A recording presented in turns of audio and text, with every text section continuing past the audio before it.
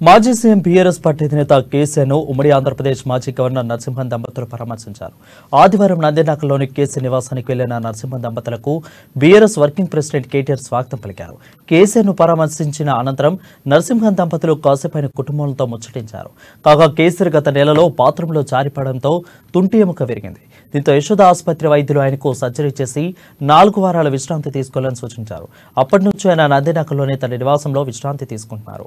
ఈ క్రమంలో పలువురు ప్రముఖులు ఆయనను పరామర్శించేందుకు వస్తున్నారు. గురువారం ఏపీ సీఎం జగన్మోహన్ రెడ్డి కూడా కేసీఆర్ను పరామర్శించి వెళ్లారు.